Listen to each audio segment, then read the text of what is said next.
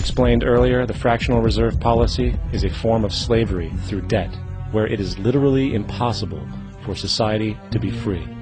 In turn, free market capitalism in the form of free trade uses debt to imprison the world and manipulate countries into subservience to a handful of large business and political powers.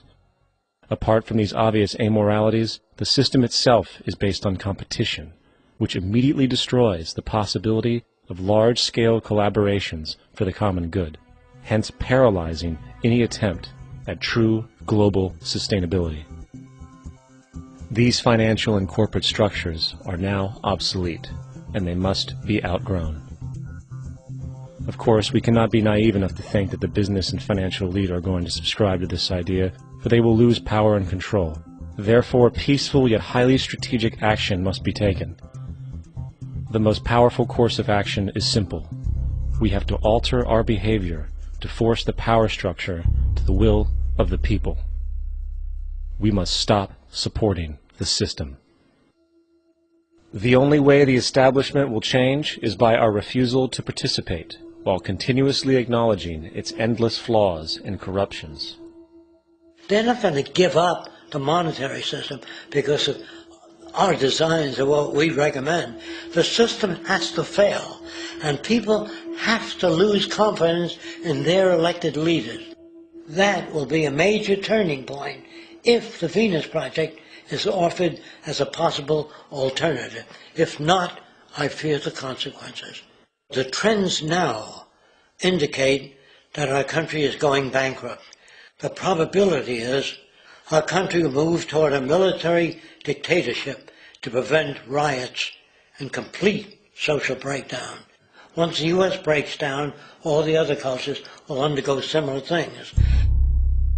As of now, the world financial system is on the brink of collapse due to its own shortcomings. The Comptroller of Currency stated in 2003 that the interest on the U.S. national debt will not be affordable in less than 10 years. This theoretically means total bankruptcy for the U.S. economy, and its implications for the world are immense. In turn, the fractional reserve-based monetary system is reaching its theoretical limits of expansion, and the banking failures you are seeing are just the beginning. This is why inflation is skyrocketing, all debt is at record levels, and the government and Fed are hemorrhaging new money to bail out the corrupt system. For the only way to keep the banks going is by making more money. The only way to make more money is to create more debt and inflation. It is simply a matter of time before the tables turn, and there is no one willing to take new loans, while defaults grow, as people are unable to afford their current loans. Then the expansion of money will stop, and contraction will begin on a scale never before seen, ending a century-long pyramid scheme. This has already begun. Therefore, we need to expose this financial failure for what it is, using this weakness to our advantage. Here are some suggestions. Expose the banking fraud. Citibank, JP Morgan Chase, and Bank of America are the most powerful controllers within the corrupt Federal Reserve System. It's time to boycott these institutions. If you have a bank account or a credit card with any of them, move your money to another bank. If you have a mortgage, refinance with another bank. If you own their stock, sell it. If you work for them, quit. This gesture will express contempt for the true powers behind the private banking cartel known as the Federal Reserve, and create awareness about the fraud of the banking system itself. 2. Turn off the TV news. Visit the emerging independent news agencies on the internet for your information. CNN, NBC, ABC, Fox, and all the others present all news pre-filtered to maintain the status quo. With 4 corporations owning all major media outlets, objective information is impossible. This is the true beauty of the internet, and the establishment has been losing control because of this free flow of information. We must protect the internet at all times, as it is truly our savior right now. 3.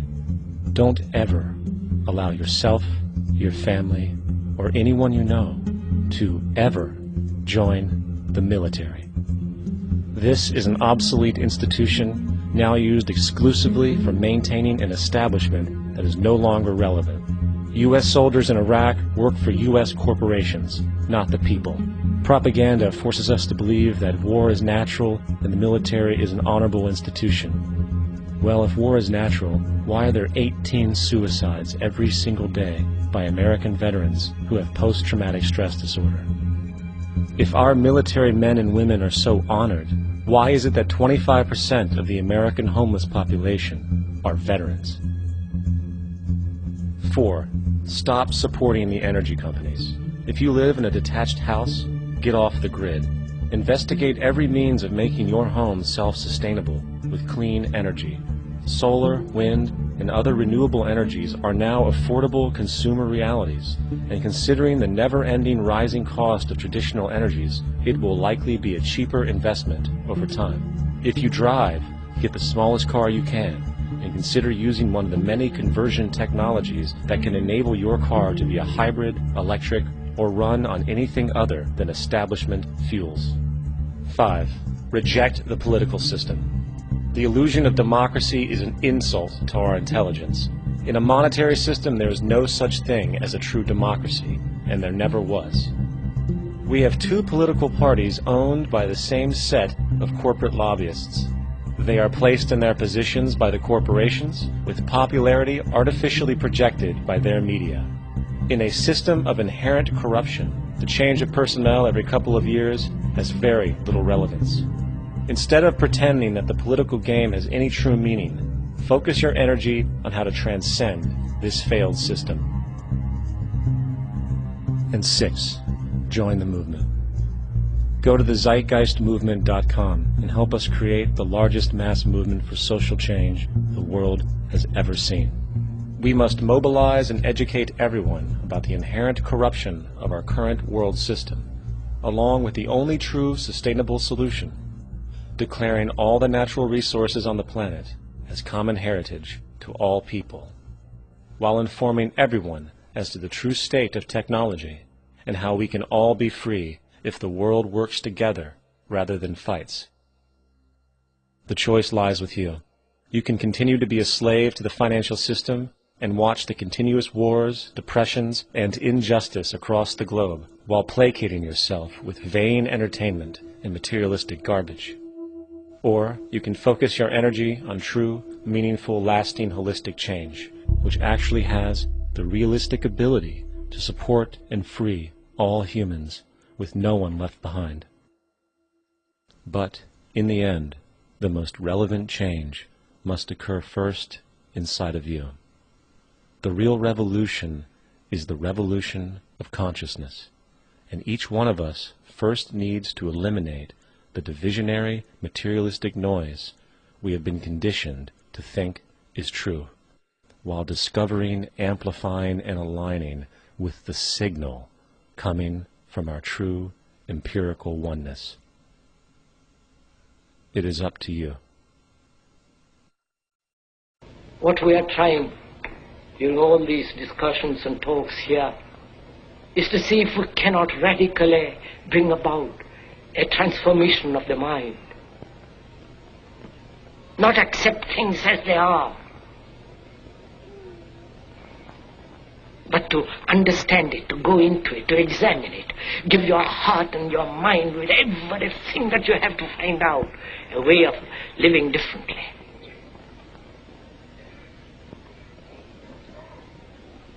But that depends on you and not somebody else. Because in this there is no teacher, no pupil, there is no leader, there is no guru, there is no master, no savior. You yourself are the teacher and the pupil, you are the master, you are the guru, you are the leader. You are everything. And to understand is to transform what is.